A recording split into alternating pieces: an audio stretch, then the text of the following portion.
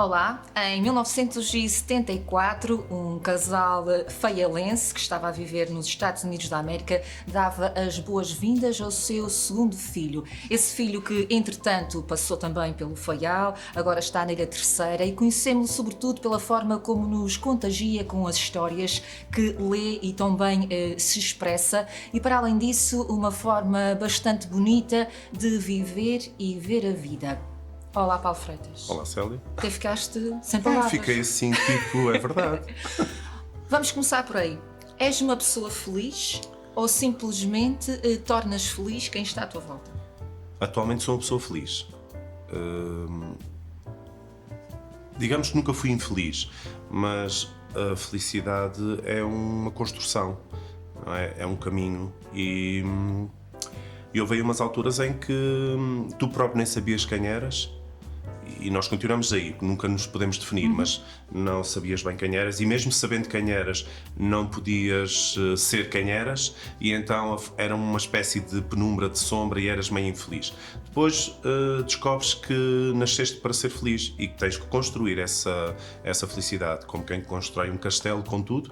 E então eu sou feliz e a minha felicidade é geradora de felicidade. Eu vivo inspirado, entusiasmado. Apesar de eu digo sempre que sou a minha essência, o meu âmago é muito nostalgia, mas eu consigo, é como se eu tivesse um lado muito deprimido e um lado muito alegre, mas eu consigo que o meu lado alegre se sobreponha e onde eu sou sempre o palhacinho, porque naturalmente sou feliz e naturalmente quem está à minha volta acaba por se sentir inspirado ou inspirada. Defini mais ou menos a coisa? Sim. O Falar Açores é realmente para nós aprofundarmos o conhecimento que nós temos sobre pessoas que nós achamos que já conhecemos muito bem, mas às vezes nem é assim. E também com essas histórias bonitas e inspiradoras, e tu realmente inspiras as pessoas, crias aquele bom ambiente nos espaços onde estás. Mas tu nasceste numa comunidade de imigrantes, digo eu, em Pawtucket. Como é que foram esses primeiros tempos da tua vida, da tua juventude? Ora, perguntas bem. Eu não sei porque, entretanto, eu fui pequenino para o Faial. É ainda pequenino. Tinhas que idade? Eu nem sequer tinha um ano. Fui fazer em janeiro, os meus pais regressaram em janeiro de 75 e aí foi o meu primeiro aniversário de um ano, não é? Ora, para dizer que ser o primeiro aniversário era um ano, não é? A redundância. Mas a mãe não gostou muito de viver lá. O pai é que esteve mais tempo nos Estados Unidos e, entretanto, resolveram vir mostrar os netos, que já tinha nascido a minha irmã mais velha, a Sãozinha, e eu, então resolveram vir mostrar os netos aos avós no Faial e acabaram por ficar. 25 de Abril teve alguma coisa a ver com esse regresso ou não? Não sei, eu já perguntei aos meus pais, acho que intencionalmente não, mas poderá ter sido inconsciente ou até conscientemente uma abertura assim. Eu recordo-me de estar em casa pequenito e isto ainda do 25 de Abril. Eu tenho 51 anos como tenho 25 de Abril. Eu tinha 25 dias quando se deu 25 de Abril e nessa altura estávamos nos Estados Unidos. Mas achas que não houve assim uma influência direta? acho que não. Mas lembro-me que ainda se vivia aquele clima que na infância recordo-me de estar ao colo do meu pai e a minha irmã com a minha mãe para irmos para a casa da minha avó paterna porque estavam os carros a buzinar e a gritar umas palavras de ordem e na altura da Frente Libertadora, da Fly, isso tudo. E lembro-me que é a única memória que tenho desse tempo, mas lembro-me perfeitamente de estarmos a sair de casa à noite e atravessar o caminho e ir para a casa da avó porque estava aquele ambiente assim meio estranho. Mas de resto, tudo na paz.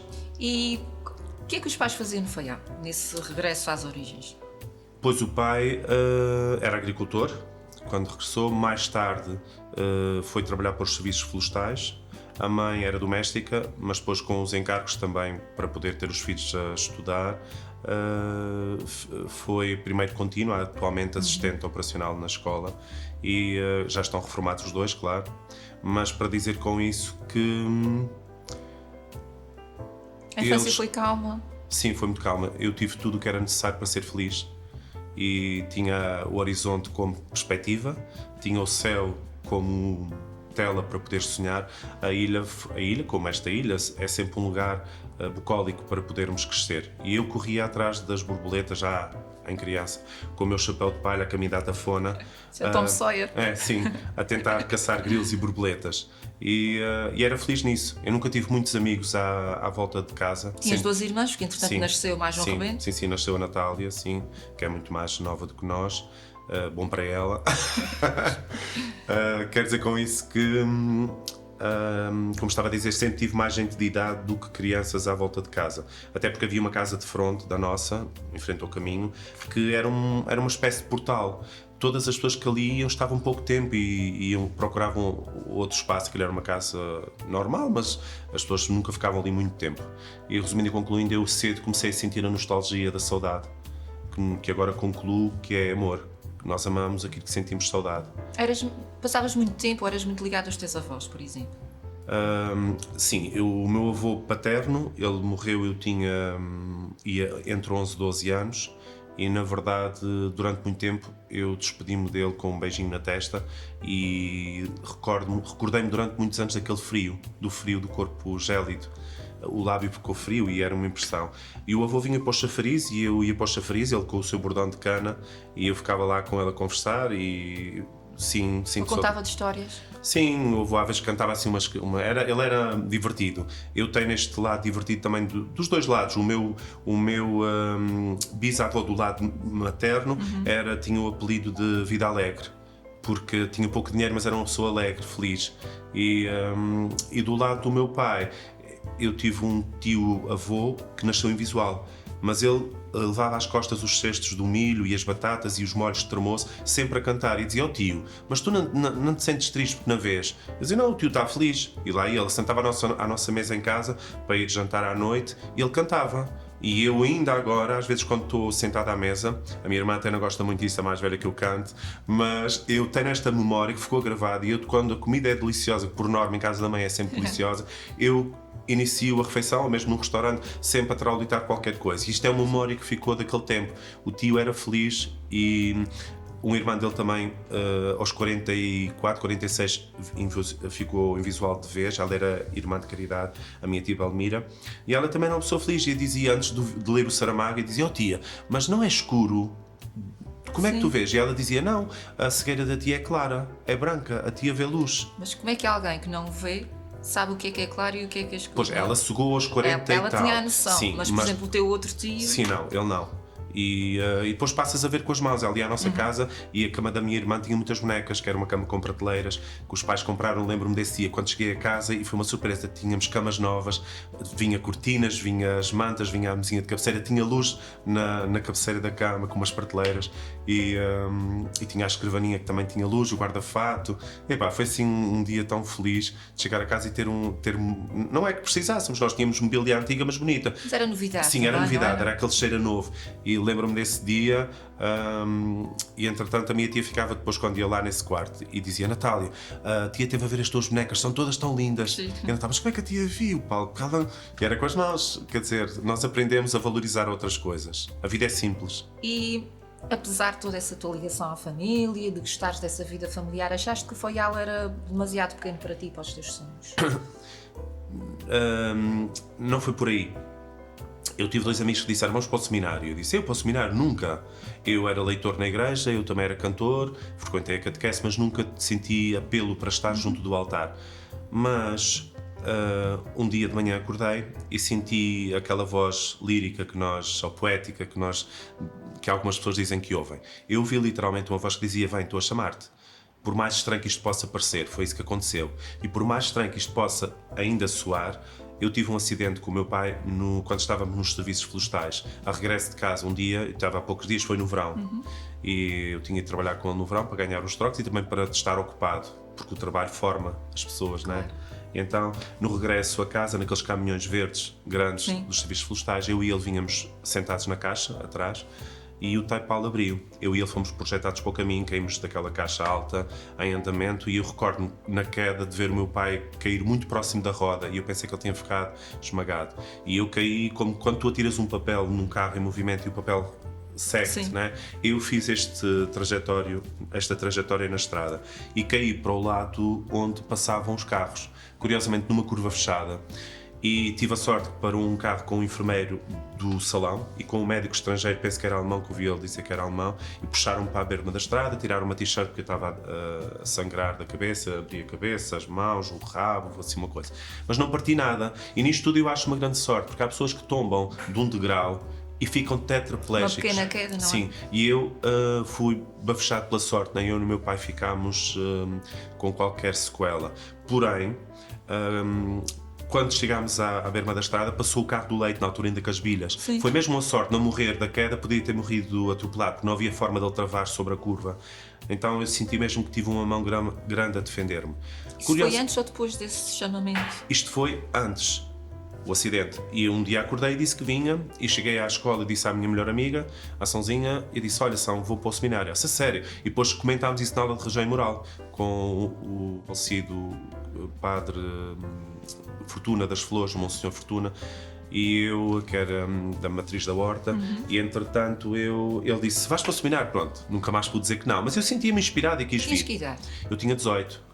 O meu pai foi para os Estados Unidos com 18 anos, para, de certa forma, fugir ao ultramar e estas coisas todas. E eu vim para a Teixeira com 18 anos também, para fugir a outras coisas que lá já falaremos, mas para dizer que também não fui à tropa. Eu não fui à tropa, ele não foi à tropa. Enfim, mas está tudo bem. Eu também não sou de guerra, eu acho que o mundo devia ser de paz. Não havia necessidade nenhuma de termos armamentos nem guerras, porque se repararmos bem, nós até agora nunca nos defendemos de extraterrestres nem de nada que vem do espaço. Nós defendemos uns dos outros, que é muito pior. E então, nesse acidente, um senhor que dava a volta à ilha a vender sapatos e roupa, mas não, penso que era mesmo só mais sapatos. Ele foi para cima e parou fora de casa da minha mãe e disse, Sra. Fátima, olha, o seu filho e o seu esposo tiveram um acidente, vão agora de urgência para o hospital. E a minha mãe só me contou isto depois de eu sair do seminário, muito tempo depois. Contou-me que ela não interferiu na minha entrada nem na minha saída. Ela, quando eu disse que ia sair, ela disse, Paulo, pensaste bem, é mesmo isso que queres para ti? A mãe não disse nada para tu entrares, também não vou dizer para saíres. Então apoiou-te? Qual fosse a Sim, tua apoiou. decisão? Mas ela disse-me mais tarde, depois de eu sair do seminário, mas mesmo muito mais tarde, a mãe vai contar-te uma coisa. Quando tu tiveste o acidente com o pai, a mãe ficou muito aflita e pensou que te ia perder. Então, a mãe consagrou-te a Deus. E essa voz vem daí. Ela disse, eu prefiro perder-te para aqui na Terra, para Deus, para seres discípulo de Deus, do que perder-te para o céu, já. E o curioso é que esta voz surgiu, mas surgiu assim mesmo arrebatadora. Eu vi a voz e dizia, vem que eu estou a chamar-te. E eu, quando estava no seminário, encontrei um calendário daqueles de parede que dizia, vem, estou a chamar-te. E aquela voz e aquela mensagem estavam lá. Porquê é que eu saio do seminário? Espera. Não, sim, mas... sim, ok, está bem. Vamos lá, pela primeira vez sais de casa, sais do convívio familiar, Sim. da tua terra. E sabes o que é que eu fiz? O quê? Eu gravei vozes. Eu trouxe as vozes dos meus pais para e te as acompanhar, minhas sim. vizinhas. Era a primeira vez que saía da ilha, tinha feito uma viagem, mas a vir morar fora era a primeira vez. Então eu... Gravaste essas Gravei vozes? as vozes, E como é sim. que foram os primeiros tempos? Não foram difíceis. Foi aproveitar aquela liberdade? Sim, foi crescer, foi aprender a conhecer-me, a autoconhecer-me, a lidar com tudo isto, mas tive saudades, tive aquele medo de iniciar e depois achar que... Tive um colega de São Jorge que disse, ele foi embora na primeira semana, ele disse, se eu ficar aqui, eu vou até o fim, e eu não quero isto para mim. Ou seja, quando tu entras, depois entusiasmas, és criado numa espécie de cúpula, e então depois de sair é mais difícil. Foi mais difícil sair do que entrar. Porque depois tive muitos colegas que me entusiasmavam a ficar, que isto ia passar, mas E desses, sim, foi desses inspirador. colegas, há algum que agora ainda esteja a exercer? Quase todos, sim. 2 ou 3 não, mas quase todos sim. Há algum aqui na terceira, por exemplo? Sim, tenho colegas cá na Teixeira, sim. Há algum nome que te lembres? Agora, assim de repente, mas sim, os colegas todos da altura, muitos estão em São Miguel, os Gêmeos, o Adriano... Acho que serão agora 25 anos. Sim, 25. O Saldanha na altura já estava em transição, o António Henrique também já estava de saída, mas... Foi uma boa fornada sim, aquela. Sim, mas todo aquele grupo, o Tobias, que entretanto foi padre, mas depois entretanto já não é, ele esteve cá agora na celebração na SEMA, já não está como sacerdote, mas o Marco Martinho, Areias. O Areias, o Paulo, o José, o Norberto, o Roberto, que agora vai para a minha freguesia no Faial. Grande grupo. Sim, e depois tinha o Cosmo, o Miranda, que entretanto foi reitor do seminário, o Silvano, toda essa... Porquê é que achas que nessa altura havia mais gente a entrar no seminário e também a levar essa missão até ao fim? Esse desejo... E agora não? Eu não posso responder-te de uma forma taxativa, porque acho que nada disto é... Deus continuará a chamar, não é? E penso que cada vez mais as pessoas poderão estar também desiludidas, desencantadas com a Igreja, porque hoje nós vimos daquele tempo em que as missas eram celebradas em latim e as pessoas o padre estava de costas, o celebrante, para o público, não é? E as pessoas também não entendiam. Se calhar agora pensam que sabem demais, se calhar até podem não saber, mas a verdade é que hoje em dia tu já não te satisfazes com respostas vagas nem vazias. O ser humano, para o bem ou para o mal, está mais desperto. Achas que naquela altura as pessoas limitavam-se a dizer amém? Eventualmente sim, eventualmente se calhar tinham menos expansão, menos liberdade de poderem pensar sobre as coisas. Agora, eu continuo a achar que ainda há, apesar de não estar a haver efetivamente vocações assumidamente visíveis, eu penso que continuam, isto também é fruto dos tempos, eu penso que continua... Temos agora os diáconos permanentes, também outra forma a Igreja de estar reinventa-se também. Eu penso que tudo está em equilíbrio. Na verdade, eu aprendi isso com o tempo, que é, as coisas são o que são e tudo está bem. Porque não vale a pena pensarmos, eu devia ter feito desta forma, podia ter ido por ali. Não, tu foste daquela forma e fizeste daquele jeito, é porque assim é que tinha de ser.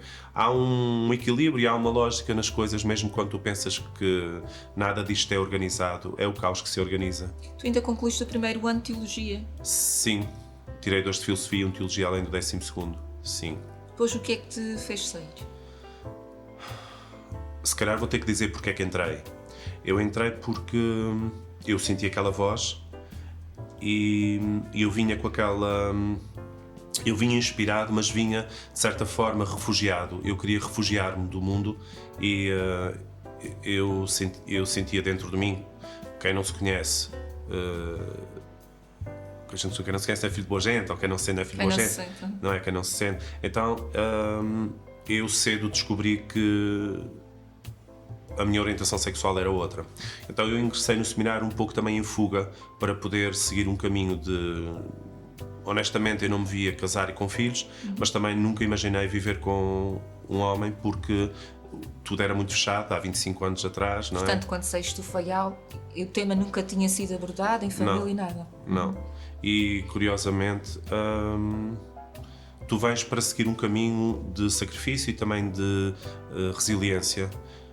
Depois, com o passar do tempo, tu vais estudando, vais compreendendo, vais entendendo que tudo isto também é uma grande história e que nós todos somos contadores de histórias.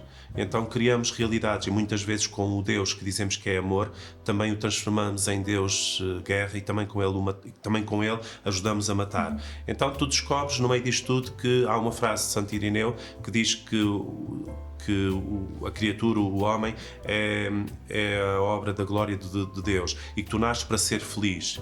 Então, com essa frase e com outra frase que dizia, num retiro que tive, que dizia, o teu caminho é por ti fora, até o fim de ti mesmo e ao encontro dos outros, eu disse, eu tenho mesmo que ser o meu primeiro aliado. Se eu estiver contra mim, eu não posso sequer questionar porque é que os outros estarão. Portanto, tinhas que ser verdadeiro contigo antes de tudo. Sim, a verdade acima de tudo. Então foi um caminho de integração, integrar quem eu era. Mas é curioso que na altura comecei a fazer no seminário um programa religioso que tínhamos, que era o Diálogo, um programa radiofónico? Televisivo. E nós... eu era um dos apresentadores e, efetivamente, quando eu me vi projetado na tela, eu fiz muita crítica a mim mesmo. Porque eu também vinha com... Eu vinha com algum bullying em cima, que agora dizemos bullying. Porque, na verdade, eu visitava a minha avó materna nos Cedros e a malta lá da freguesia iam jogar à bola e não ia. Então diziam, a Paulinha vai para a casa da avó, e sofria. Ou seja, eu sabia que era diferente, mas a diferença não tem que ser má necessariamente, não é? Então acabei por vir um bocadinho magoado com isso tudo. Resumindo e concluindo, eu olhava para a tela e tentava me reerguer, aceitar a minha forma de falar. Na altura não tinha a barba assumida, não tinha a voz tanto grave, ou seja, fiz um processo de autoconhecimento e de integração. Hoje eu sou o resultado de estudo, não é? Do teu conhecimento, da observação dos outros, do que está à tua volta. De aceitação. E de aceitação, sim. De aceitação e de gratidão. Eu sou grato por ser quem sou. Eu, no meio deste caos todo em que vivemos, se há alguma coisa que me consola, é saber que um dia, em qualquer lugar que eu esteja ou não, eu vou ser sempre eu. E eu gosto de ser eu. Eu gosto da minha paz interior, eu gosto da minha mansidão, eu gosto de poder sorrir sem maldade para as outras pessoas, gosto de abraçar por amor. Acho que é bom quando tu estás com a tua consciência tranquila que a tal santidade, nós nascemos todos, segundo o plano salvífico de Deus, para atingir uma santidade, não é? E a santidade é isto, é seres virtuoso. Eu não sou, nem de perto nem de longe, como é que vou dizer, isento de pecado. Obviamente nós todos temos, e às vezes tu até fazes coisas que para ti podem não ser, ou conscientemente não são, mas até se calhar até são. Mas de uma forma geral, eu sou... Pai nosso é isso mesmo, é pedir também desculpa para os nossos... Sim, mas eu sou assumidamente uma pessoa que escolhe viver o lado melhor da humanidade e o lado melhor de mim mesmo. Mas quando decides sair do seminário, isso implica também assumires a tua homossexualidade e falar sobre isso com a família ou não? Sim, uma coisa levou à outra. Eu objetivamente saí porque decidi que tinha que me salvar. E descobri que Deus me tinha chamado exatamente para isso, para me salvar. Deus esticou-me a sua mão para que eu me pudesse salvar. Então, esse poder que Ele me deu, eu ampliei-o dentro de mim. Eu, na altura, falei com o reitor e, curiosamente, ele fez uma coisa incrível, que foi... ele, entretanto, já faleceu, mas fez uma coisa incrível, que foi: Paulo, vou-te dar uma semana para tu saíres do seminário, só vens dormir a casa e fazes o que tu entenderes, tem cuidado, mas podes fazer o que quiseres. Não. E na altura eu recordo-me que eu comecei a pintar, e eu pintei corpos, pintei-me a mim, nu, numa tela, fiz autorretratos de mim. Isto foi tudo um processo de me construir, de me entender e de me perceber. E tive a sorte realmente de ter a arte do meu lado. A arte foi uma cura para mim. A escrita, a pintura, o teatro, foi uma cura. Na escrita tens aí a poesia, não é? Sim. Já escrevias poesia nessa altura? Sim, comecei a escrever no seminário, sim. Pouco depois saiu um livro. Sim, eu tinha escrito na horta 2 ou 3 poemas na aula, mas aqui foi realmente também porque contatei com a literatura toda, Garrett e todos estes, o Pessoa, todos estes poemas e poetas e escritores, e acabei por me inebriar de tudo isto. Eu, ao lado dos meus livros do seminário, tenho os meus próprios poemas. Por exemplo, um poema que me fez libertar e fazer a síntese de tudo o que eu passei, porque lá está. Eu também fui tocado em criança. Eu não sei, o Dr. Caetano Tomás dizia que nós contagiávamos. Eu não sei, eu sei o que sou, mas não sei se isso também derivou daí, desse toque, não é? Então o Almeida Garrett tem um poema que diz: eu tinha umas asas brancas, asas que um anjo me deu. Quando cansava da terra, batia-as, voava aos céus. Eram brancas, brancas como as asas do anjo que me as deu. E por aí fora. E eu ao lado escrevi o meu. Então estava o Dr. António da Luz a dar as aulas, que agora ainda vive em São Miguel, é dos poucos professores daquela altura, daquela lavra de professores que está ainda entre nós. Então eu escrevi o meu, que dizia, e aqui é a intenção do verbo: tão cedo fui borboleta, voando no prado em flor, minhas asas brancas ledas como as cores da paleta daquele alegre pintor. Tão cedo foi, borboleta, à rede do caçador, tão ingênua e indefesa, e as cores da paleta, pois que às asas deram cor, tornaram-se negras, negras. Vive agora a borboleta voando de dor em dor, para tentar chegar ao céu. Não, tentando chegar ao céu, para tornar brancas suas asas negras, mas perderam o seu pintor. Ou seja, isto para mim resume aquilo que eu vivia, aquilo que eu sentia e a minha necessidade de abrir as asas e de extravasar. E esta saída do seminário foi isso exatamente. Mas não foi fácil. Eu tive... Porque acabaste de dizer, ou disseste há pouco, que foi muito difícil conseguires sair, e depois o que é que se faz cá fora? Sim. Eu vivia numa cúpula, num frasquinho, e fui viver para a rua de Santo Espírito, num Água Furtada, onde escrevi depois o segundo livro, Os Amores de Raiva, e onde comecei a pintar. Eu lembro-me uma noite, eu comecei a pintar uma noite, estava com uma amiga no quarto e E comecei a pintar, e entusiasmei, fui pintando, mas eu pintava com tintas de esmalte, de pintar portas e ferro e isso tudo. E nessa casa moravam mais 3 ou 4 pessoas, que era uma casa de hóspedes, e eu recordo-me que comecei a ouvir as pessoas a tossir. E às tantas bateram-me na porta do quarto e disseram-me: o que é que se passa aqui? Eu disse: estou a pintar, não sei o quê. E então podia ter corrido mal.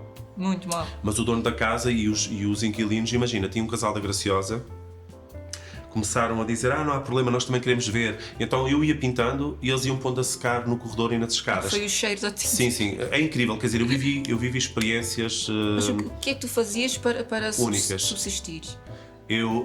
Outra coisa, eu fiquei a trabalhar na biblioteca do seminário.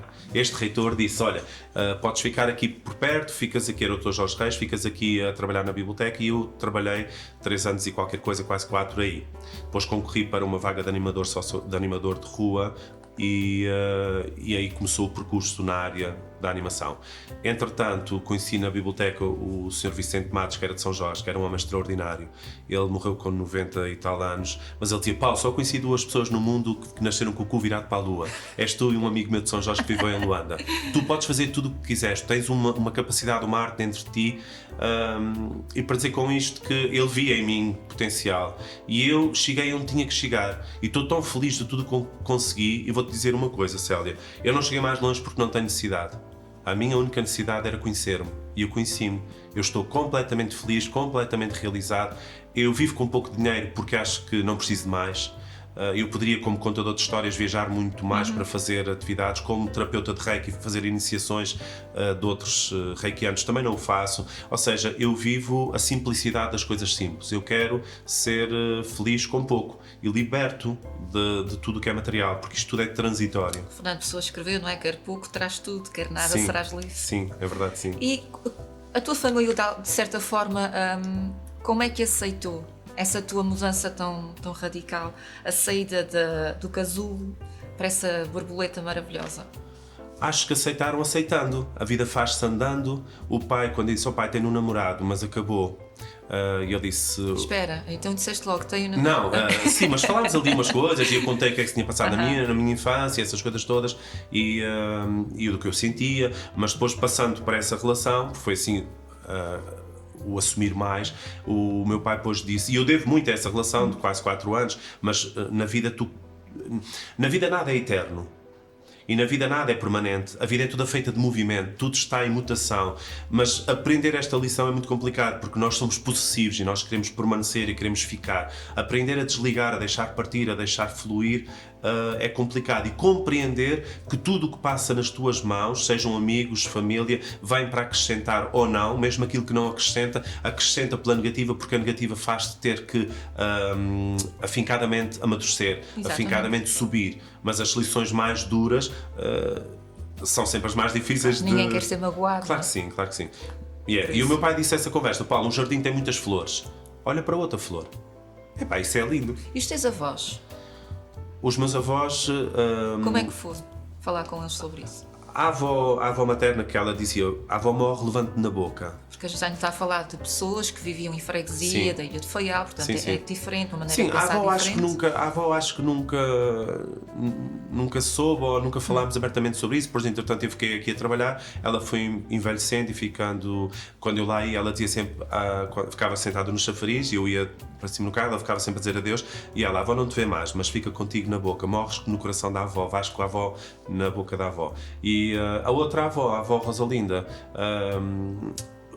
também nunca falámos abertamente sobre isto. E curiosamente, só há uns anos esta parte é que falei com o resto da família. Ou seja, acho que nós não tínhamos que...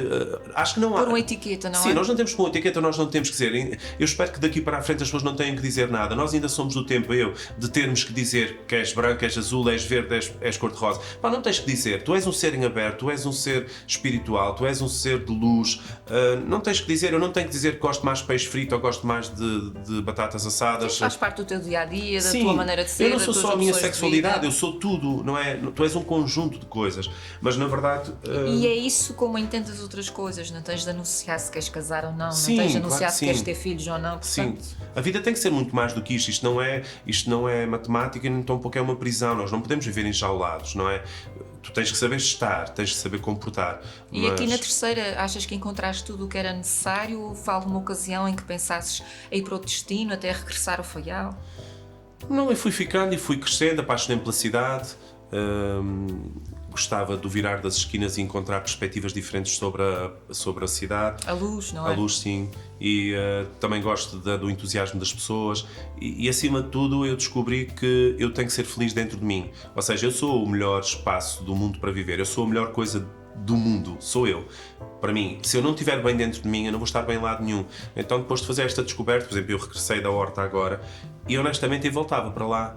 Eu voltava a viver no Faial e garantidamente seria feliz, e tenho um pico em frente que eu adoro. Estava à espera, estava à espera. Sim, esta dinâmica de arquipélago. Ou seja, tu vais amadurecendo e vais descobrindo que o mundo não é como ele é como tu o vês. Isto faz toda a diferença, por isso, por mais que tu expliques, olha, mas aquilo é assim, é assado, aquele prato é delicioso, aquela paisagem é incrível, os outros não vão ver com os teus olhos, não vão sentir com o teu coração. São eles que têm que experienciar, são eles que têm depois de sentir. Por isso é que há tanta diversidade, mas também por isso é tão ridículo e tão esmagador querermos meter tudo dentro da mesma caixa e dizer que somos todos iguais quando ninguém é igual a ninguém. Claro. Não é? E também foste fazendo essa espécie de catarse, por assim dizer, através da escrita, através das tuas obras. Portanto, já vais com quantos livros? Tens ideia? Eu tenho 4 livros, 2 de poesia e 2 de literatura infantil. E depois disse, agora vou escrever um livro por ano. Mas é muito complicado. É complicado porque, olha, é toda a burocracia, é todo o apoio que não existe. O investimento. E depois, o que é que faz um livro ser bom ou mau? Também já tenho isso tudo explanado dentro de mim, que é, efetivamente, tu não vendes muitas cópias, efetivamente, não tem a ver se é um bom material ou um mau material, tem a ver com a máquina, tem a ver o que faz, a circunstância, quem está à tua volta, tudo isso faz a forma como é promovido. Sim, claro que sim, porque os livros onde eles são sempre acariciados e acolhidos. A questão é mesmo o circuito, a promoção, e depois, hoje em dia, tu levantas uma pedrinha e tem lá um artista. Hoje em dia, tu levantas outra pedrinha e tens outro artista. Então, o mundo está todos cheio de informação. Todos são pintores. Sim, portanto. E tudo bem, está tudo bem. Quer dizer, com isso é que eu próprio não consigo acompanhar toda esta efervescência, porque é impossível, humanamente impossível, tu poderes te fidelizar a alguém. Antigamente, tu tinhas 3 ou 4 artistas e eram as divas e não eram os gentlemen do teatro. Hoje em dia não tens nada disso, porque isto é uma massa. E havia muito cuidado em falar com certas pessoas, agora não. Sim, de certa forma isto ampliou de tal maneira que está tudo massificado e ainda bem por um lado, quer dizer que... encontraste aqui a cidade da Horta, pronto, tem ali o seu quê de aristocrata, mas aqui em Angra, na terceira, encontraste essa explosão artística, não é? Podias explorar um pouco de tudo, a pintura também, como falaste, houve exposições também de pintura. Sim, fiz já algumas exposições no museu, na Câmara. Dedicaste uma à tua irmã, Natália? Sim. Porquê? Porque ela veio estudar para a terceira comigo e pintei umas telas enormes e depois quis pintá-la também, desnudada, assim com um lençol sobre o corpo.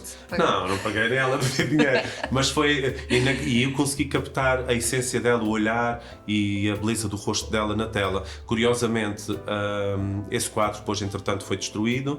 Sim, foi para a horta, mas depois veio o sismo, o quadro ficou danificado, era um quadro grande. E depois arrumamos aonde e não sei o quê, e depois já está partido. Enfim, paz à sua alma. O que interessa é o que isso te acrescenta, porque no fundo nada fica. O efeito que teve enquanto durou. Sim, claro que sim.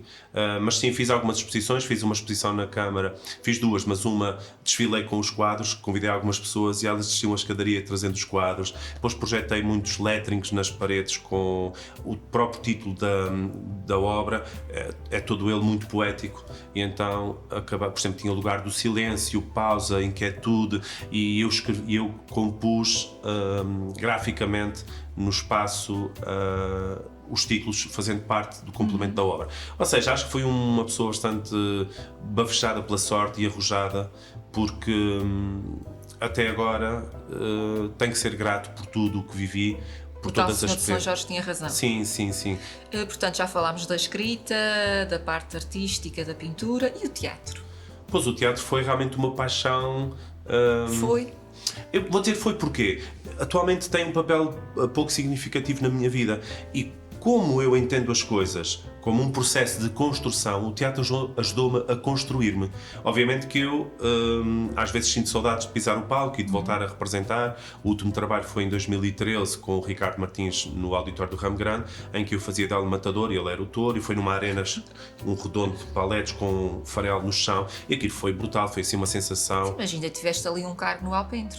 Sim, a roupa toda. Sim, fui diretor também da casa, mas depois, e nessa altura construímos trabalhos muito interessantes a partir do livro agora, Amores de Raiva. Nós construímos e também de vaidades, mas construímos a performance, o Teu Corpo Começa. Portanto, tu fazias de ator, fazias também mais... Sim, eu fui diretor da casa, fui encenador e também em alguns ator, mas fui nessa altura em que estive lá, em que estive como diretor, fui mais encenador, criador artístico.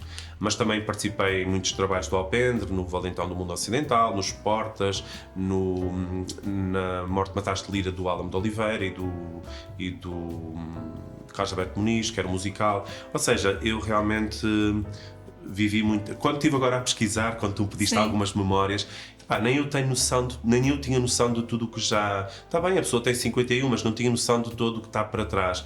E foi um bocadinho... Ficas um bocadinho... ficas impactado, porque na verdade há um caminho, há um percurso, há um legado, pelo menos para mim, de consciência tranquila de que estive a viver e que vivi pelo lado bom das coisas, que tentei construir pontes, que tentei estabelecer ligações, elos com as pessoas e fortes. Com o mundo. Sim. E depois as coisas acontecem todas assim, tudo é uma experiência. Eu há 2 anos comecei como apresentador de bailinhos, por exemplo. E agora parece que é uma personagem que existe, que as pessoas identificam, mas o apresentador dos bailinhos dos altares. Eu disse, sim, eu estou lá a apresentar. Ou seja, Depois tens um carinho muito grande com os idosos, uma aproximação muito carinhosa. Sim. Como é que foi depois também começar a ser animador sociocultural? Não foi fácil, porque entrar num quarto hoje, eu recordo-me de entrar nas Mónicas e estar lá uma senhora num quarto e na semana seguinte, quando voltei, ela tinha falecido e estava outra no quarto. E aquilo chocou muito. Mas tu aproximas-te com o coração das pessoas, sim. Não é? Portanto, também depois há essa mágoa, essa dor, essa tristeza. É impossível fazeres um serviço em que não estejas inteiro, que não estejas íntegro. E a relação só existe quando tu és profissionalmente humano. Tu tens que ser humano para conseguires estabelecer contato com aquela pessoa. Então... Os primeiros tempos não foram assim. Não foram fáceis. Eu acho que saborosos. até andei meio deprimido com isso tudo, mas depois tu integras isso mais uma vez e reinventas-te. E então tu não pensas no que está para trás nem no que está para a frente. Pensas no momento, entregas-te ao momento e vives aquele momento com toda a tua verdade e intensidade. Mais do que fazer grandes coisas, se eu conseguir que aquela pessoa se sinta feliz comigo e se sinta acompanhada, animada interiormente e feliz, eu já cumpri o meu trabalho. São aqueles pequenos gestos que fazem a diferença. Fazem muita diferença. Sim, acho que sim. Já passaste a fasquia dos 50? Já passei. Isso faz com que comeces a olhar a vida de outra forma, com mais preocupação, o que é que ainda gostaria de fazer que não fiz, ou simplesmente dá-te motivação para continuar a ser feliz sem grandes preocupações? Olha, eu lembro-me quando estava lá atrás, tinha a projeção de querer ser artista, de querer... Quando fosses grande. Sim, quando fosse grande, quer ser isto, quer ser pintor, quer ser isto, quer ser aquilo. Queria ser escritor, mas depois isso passou com o tempo. E depois as coisas acabaram por cair no colo e naturalmente aconteceram. Atualmente, Célia, honestamente, eu já fiz tudo o que tinha a fazer. É o que eu sinto. Daqui para a frente será mais do mesmo. Será continuar a ser feliz, a fazer feliz, como dizia um idoso que já faleceu, até o final. Ou seja, eu perguntava, então, como é que está hoje? À espera do fim. E à espera do fim é o que é. Tu chegas a uma altura da vida, por mais ativo que tu sejas, por mais vontade que tenhas de fazer, o corpo cede. Uns mais tarde, outros mais cedo, e o corpo já não acompanha a tua vontade. Naturalmente as pessoas dizem todas, eu nem sequer penso que tenho esta idade, como eu. Eu também não acho que tenho 51, mas tenho. Ou seja... Quem te vê dançar, não é? Por isso, naturalmente, a verdade é que o corpo quem te vê deixa de dançar acompanhar. acha que o corpo ainda não chegou à idade. Não chegou à idade. E estou a falar daquelas danças que fazem em grupo, Sim, porque sim. para além de seres alto, Sim. tens aquela energia toda, Sim. portanto chamas a atenção. Estou sempre lixado. Quando o Dr. Cunha de Oliveira escreveu o prefácio do Vaidades de Março do livro, ele diz aqui a algures que no meio da tuna de estorninhos vestidos de negro, espigava o jovem Paulo Freitas. E é isto. Eu estou sempre espigado no meio da coisa. Mas eu já me cruzei com 2 ou 3 pessoas mais altas que eu, curiosamente, tive que fazer assim. Por norma, nunca faço. Mas é isto. No fundo, eu tenho noção que tudo é finito e às vezes mais rápido do que nós esperamos. obviamente nunca estamos preparados para o fim, nunca ninguém, à partida, quando estás feliz, quando estás com saúde, quando estás em harmonia e em Pensamos conforto. tudo é eterno, Sim, não é? pensamos tudo é eterno. Aliás, nós começamos as relações de amor projetando para o infinito. O amor é eterno Sim. enquanto dura. Sim, é eterno enquanto dura. Por exemplo, sim. Diz. Não, vi aquela palavrinha daquele boneco que está ali. O Vítor pegou em mim quando eu estava completamente partido. Ou seja, eu estava destruído. Quem é o Vítor? É o meu companheiro. Há quantos anos? Estamos há 17 anos juntos. Ele pegou em mim quando eu estava destruído. O meu pilar laboral estava a ruir. Eu, na altura, estava a passar uma fase péssima no trabalho. Por assuntos que eu não tinha nada a ver, mas eu e uma outra colega fomos tipo bodes expiatórios de uma situação e foi complicado gerir aquela situação, mas pronto, está tudo integrado, tudo em paz. Lá está, eu tal empurrão que na altura foi super difícil de engolir. E já conhecias o Vítor? Era um amigo teu? Era um conhecido? Ou... Eu conheci o Vítor da altura do seminário, ele trabalhava em frente à Igreja da Sé. Mas não era assim um grande conhecimento? Não, conheci-o de lá, ele estava lá às vezes à porta ao notário, que ele é italiano, e ele sorria para mim, dizia olá, ele sorria, disse, pá, é estranho, sorria assim muito, também nós nem nos conhecemos, disse ele se calhar também, pensava eu. E depois, muitos anos depois, a nossa história aconteceu de uma forma muito... Acontece na altura certa, não? Sim, mas vê mesmo como quando achamos que não. Sim, mas vê como aconteceu. Nunca mais o vi, nunca mais nos cruzámos. Nunca mais foste otário? Não, quando saí do seminário, não. Depois tive uma relação, depois tive essa de 4 anos e um dia vou passar na rua e a minha relação dos 4 anos tinha terminado e um polícia, que era amigo da minha irmã mais nova que estava cá a estudar, disse, epá, estás triste, aconteceu alguma coisa, a tua relação acabou? Eu disse, sim. Disse, pá, dá cá o teu número que tem 4 rapazes disponíveis para te... Uau. Foi assim. Disse, não, então dá-me tu cá os números que se me apetecer entre em contato. Isso é um polícia casamenteiro? Sim, olha, mas foi isso literalmente que aconteceu. Ele deu-me os contatos e eu, passado algum tempo, mandei mensagem. Eu estava de baixa em casa por tais problemas de trabalho, sim. estava à espera de ser transferido. Na altura fumava muito e estava mesmo assim numa fase péssima. Tinha uma rede dentro do apartamento e ficava toda a noite na rede a fumar e olhar para o horizonte, ali na serretinha.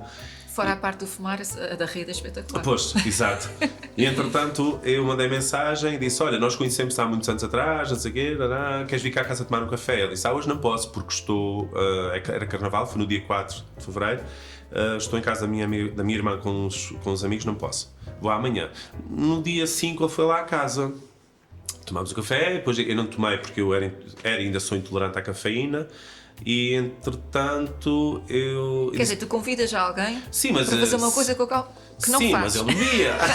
Tinhas descafeinado. Sim, sim. E entretanto ele foi lá e disse, queres ficar aqui de noite? E eu ainda assim, olha, mas não há nada, não se passa nada porque eu estou a tomar antidepressivos, estou mesmo tipo muito, esquece, é só para ficarmos Ficas aqui. na rede? Sim, ficas na rede, ficamos aqui a conversar. E ele disse, não, porque ainda disse nada à minha mãe. Eu disse, É bom menino, bom menino. sim, disse. Depois vim a conhecer a Maria do Carmo, a minha sogra, que era um encanto de pessoa. Olha, curiosamente, na véspera de dar um AVC, nós estávamos em casa dela a jogar às cartas e a voz apareceu. Porque ela era a minha parceira. Sabes quando tu vês nos filmes aqueles túneis? Eu estava a jogar com ela e de repente ouço uma voz que diz assim, despede da tua sogra que ela está de partida. Mas foi tal e qual como eu te estou a dizer, aqui e aqui. E eu olhei assim em redor e disse, pá, isto não é normal, mas como é que eu vi isso? E eu, a voz outra vez, eu fiz assim na mão dela, e ela ficou assim muito séria a olhar para mim com os olhos a brilhar, e eu, entretanto, perdemos o jogo e eu fui à rua. E ainda o mais estranho é quando cheguei à rua, o canto da casa, estava lá, a minha cunhada ainda não tinha morrido, também a Carla, que morreu com 46 anos, foi tudo seguido, foi a minha sogra, a seguir o meu sogro e a seguir a Carla. E, entretanto, eu senti tipo parecia que tinha levado com... uma coisa assim no rosto. Uma energia muito... Sim, uma energia muito forte que me arrebatou aqui no rosto e eu fiquei todo arrepiado, voltei para dentro. Como se alguma coisa tivesse saído dali. Uma energia assim potente. E eu, depois foram embora e ela pediu para ver a tensão. Entretanto, o Vítor foi no seu carro, eu ia no meu e vi a tensão, até estava regular, porque ela normalmente tinha uma tensão desregulada. E no outro dia de manhã, o Vítor liga-me e disse, Paulo, podes ir à casa da minha mãe, já estou no serviço, deu-lhe qualquer coisa, ela não fala. E ela depois veio a falecer no sábado, ela ia regressar a casa na segunda, mas o derrame tinha sido enorme, nós não sabíamos, e ela recuperou muito rápido, e quando há essa recuperação rápida, disse-nos o médico que não é bom sinal. E então, mas essa voz apareceu nessa altura Tem aparecido muitas vezes, tem-te acompanhado muitas vezes? Uma vez Esses ou outra, sinais. uma vez ou outra, sim, não regularmente, até porque eu digo, eu não quero ver nada, eu não quero saber de nada, eu só quero, como terapeuta de Reiki, eu digo sempre, eu não quero ver nada, eu não quero sentir nada, eu só quero estar disponível incondicionalmente para transmitir energia. Quero que a energia flua e que tu possas ativar a tua felicidade interior. Diz-me uma coisa, em relação ao amor e àquilo que tu tens vivido com o Vítor, é alguém que te acrescenta, é alguém que faz-te ser melhor, é alguém que te completa, é o quê? Sim, o Vítor é alguém que me dá... ele dá-me felicidade. Ele é muito simples, o Vítor é muito divertido, muito simples. Eu sou muito mais complicado e elaborado do que ele. Os opostos. Sim, tenho aqui muitas... eu fico assim, tipo, de onde vêm as nuvens? Como é que elas surgem? E o Vítor, esquece, nunca vais chegar lá. Vai chover, sai daqui que vai chover. Sim, não é? E isto, ele baixa a minha loucura para a terra e tem uma lucidez muito... Ele é mais pragmático. Sim, muito latente. Pois ele é muito divertido, gosta muito de fazer festas, é assim muito... também é uma pessoa muito boa, toda a gente gosta dele, então acho que é um bom complemento, sim. E aprendemos um com o outro coisas. E tu continuas a partilhar. Estamos aqui a ver em fundo o mais recente episódio do Janelas de Conto, que é um desafio que foi lançado pela Tânia Ferreira, em que há uma leitura de poemas ou textos escritos por ela e depois há uma interpretação de própria. E aí também obriga-te a um exercício interior. Sim. A reflexão faz parte do meu dia-a-dia. Eu vivo mesmo em silêncio refletindo. Eu gosto de pensar a vida, gosto de entender as coisas. Às vezes perguntam-me, como é que tu vais para os altares trabalhar? E na Ribeirinha também é só nevoeiro e para os altares apanhas muito nevoeiro. E eu honestamente digo sempre assim, mas eu não me lembro do nevoeiro, eu lembro-me da paisagem. A caminho dos altares eu lembro dos álamos, da Alameda dos Álamos, lembro do recorte das montanhas que são diferentes das montanhas do resto da ilha. E na Ribeirinha eu lembro-me sempre do mar, das casas que parece um presépio. Então lembras-te do melhor que é. Sim, exato. Portanto, neste programa também é. vais procurando o melhor. Sim, É um desafio, é uma forma de pensar a vida, é uma forma de me entender também e de colocar assuntos em lugares que às vezes não estão bem lá e tu vais repensando. E acho que é um trabalho interessante porque passam aqui pessoas normais do dia-a-dia que estão a meditar sobre a vida e a tentar questionar e encontrar pontes e abrindo portas e janelas. Por isso acho que é interessante. No Natal 2024 participaste no Natal Hospitaleiro das Irmãs Hospitaleiras de Angra e eu acho que foi a primeira vez que Sim, te foi a vi primeira vez. a contar uma história okay. em que eu dei por mim ali, prendeste-me realmente a mim Sim. e a atenção de todos que estavam ali. E quando eu falo contigo, estava a co-apresentar o espetáculo, digo que és um contador de histórias, dizes, não sou um contador de histórias. Então és o quê? O que é que fazes através das histórias que vais lendo? Sabes uma coisa, Célia? Eu acho que eu cruzei-me com uma frase há pouco tempo, que até quem disse essa frase foi a grande Fernanda Montenegro, que é do Nelson Rodrigues, e ela disse e eu tornei a minha, que é essa frase: nós aprendemos ao longo da vida a ser o máximo possível de nós mesmos. E ela acrescentou outra coisa que é eu sou um fazedor de coisas. Eu sou um fazedor de coisas. Eu não vou definir, por exemplo, eu sou um zero, sou um bacalhau seco a matemática. Eu línguas também não domino quase nada, nem sequer a minha, só chorava quando vim dos Estados Unidos. Mas isso não me torna menos pessoa, não me torna menos intelectual, não me torna menos capacitado. Eu acho que cada vez mais obrigamos-nos a sermos autossuficientes. A magia da vida e de vivermos em comunidade é podermos usar-nos uns dos outros. Até porque eu tenho muito isso presente. Eu que estou aqui, eu não sou só eu. As minhas avós estão comigo, os meus avós estão comigo, os meus pais estão em mim, as minhas irmãs, os meus antepassados. Isto é quase como a viagem das borboletas monarcas. Elas começam, o objetivo é chegar ao fim, mas os primeiros não é que chegam ao fim. Então a vida é isto. E a vida é podermos ser gratos por pessoas como, por exemplo, o Vítor, que pegou em mim quando eu estava completamente partido e colou-me com paciência e que ficou ao meu lado até hoje. E eu tenho que ser grato por isso. Apesar das nossas diferenças, ele teve a capacidade de pegar em mim quando eu estava realmente todo partido, todo escavazado, e isso foi uma coisa incrível. Diz-me lá a verdade. Na altura que ele te via lá no seminário, ele já estava a pôr o olho? Sim, supostamente eu acho que sim. Porque ele disse-me depois, eu via-te passar lá com o teu companheiro, já depois de sair do seminário. E eu estava assim, né? Trabalhavas lá na biblioteca, ele ia ver. Por isso, nós moramos sempre no olhar do outro também. E também nos enamoramos de tanta coisa, e a vida é este fascínio. É fantástico poderes te namorar. O que é que me cura? Cura-me o amor da minha mãe e do meu pai. Porque a minha mãe e o meu pai foram os melhores pais do mundo. São os melhores pais do mundo. Estão vivos? Ainda estão. E eu vou ser sempre grato por todo o amor que eles me deram, por tudo o que eles projetaram em mim de amor, que foi suficiente para eu me sentir sempre estimado, amado, valorizado, e eles deram-me, a mim e às minhas irmãs, muito mais do que eles tiveram. Porque a verdade é que eles são de um tempo mais pobre, mais limitado, e isto é de uma grande generosidade, o que eles fizeram connosco, de serem bons pais. O meu pai cuidava da terra, tínhamos tudo, desde galinhas, porcos, coelhos, tomates, cebolas, alhos, tudo isso nós tínhamos. O pai cultivava a terra com tanto carinho que tínhamos tudo. E também éramos tão bem vestidos. Lembro-me de roupas, a mãe comprou-me comprava-me numa loja na Horta, nas Imodas, que era uma loja super cara, estás a ver? Existia também uma loja no Pico das Também Imodas. Ok. Eles faziam negócio no canal. Okay. E a mãe comprava lá roupa que já era caríssima naquela altura, porque eu era assim muito comprido. Ou seja, eu acho que...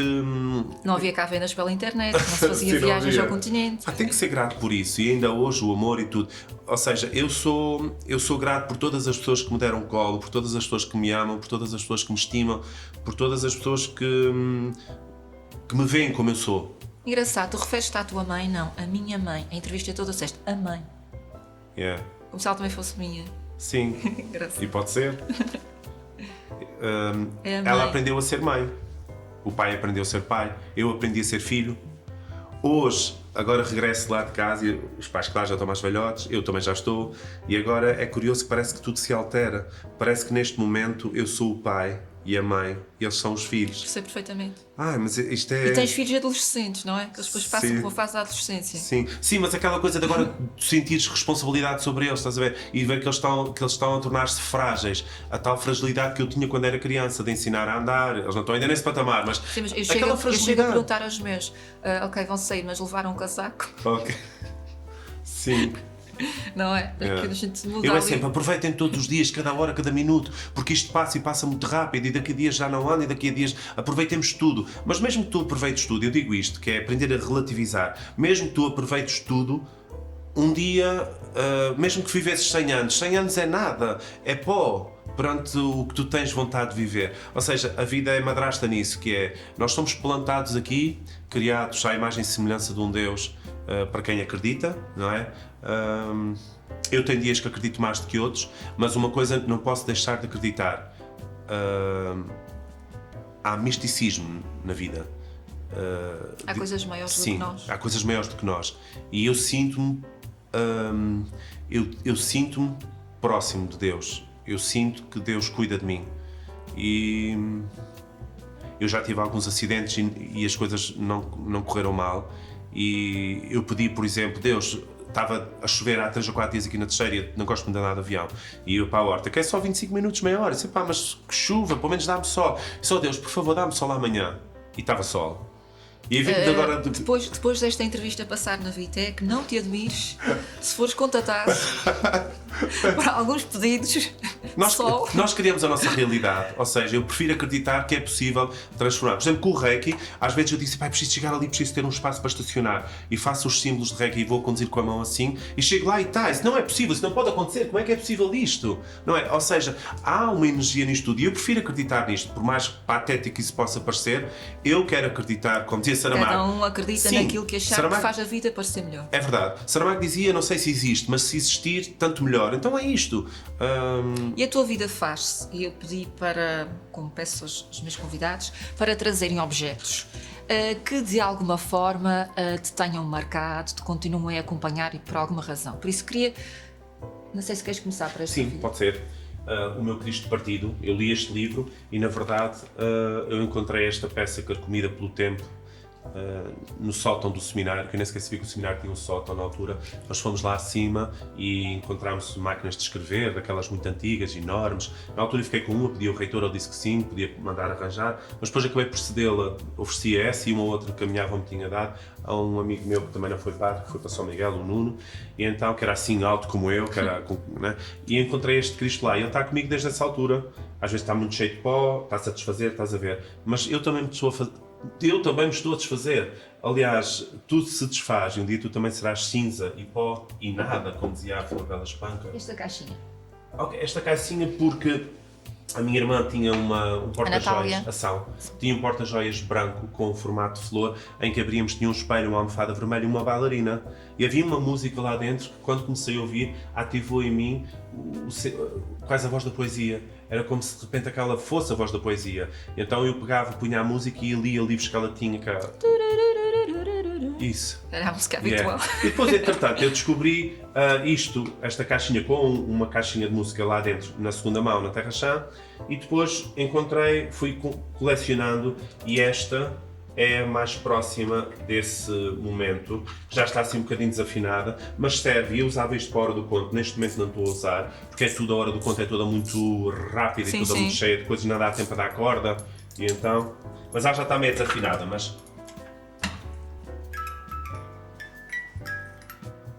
Estás a ver? Estás afinada.